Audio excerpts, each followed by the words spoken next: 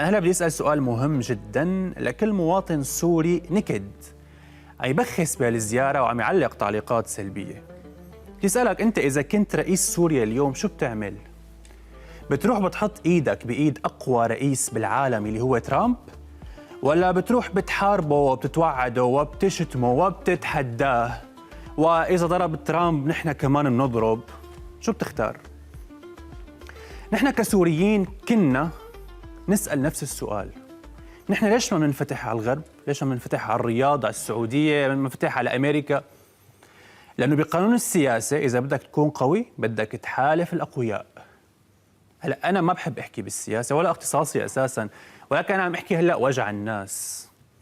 يعني بالله دخلكم من وقت ما كنت صغير ما علموني وعلموا أولاد جيلي غير نسب ونهتف ونسقط الإمبريالية. طيب أوكي، شو إجانا من هالهتافات؟ شوفوا جيلنا اليوم لوين وصل. يعني اليوم الزواج حلم، السيارة حلم، البيت حلم الأحلام. نحن اليوم اللعبة اللي بتطلع لنا بالكندر سبرايز بتفرحنا.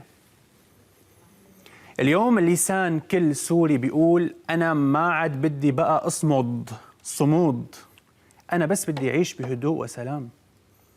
أنا اليوم من حقي كمواطن سوري إنه مثلا أركب سيارة حديثة، لكن في شعب بالعالم بيحلم كان إنه يشتري سابا ولادا وشام وكولف وكولت ولانسر 93 غيرنا. في حدا بيشتري من سوق الجمعة كنزة مكتوب عليها زارا غيرنا. ما نحن بنستاهل يكون عندنا كل براندات العالم مفتوحة.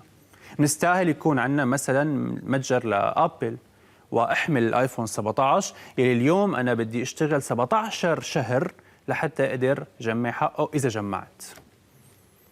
لكن مو حرام كل ما طلع سوري على اي بلد جديد بتلاقيه بفنجر عيونه وبيرخي حنكه وبينسطل وبينفلج. عم يشوف شغلات اول مره بيشوفها مو شايفها قبل. يعني بيحس حاله انه كان بقفص كبير وطلع. بكفي حرمان وبكفي شهونه. فسوريا والسوريين بيستاهلوا السعاده وايضا بيستاهلوا الرياده.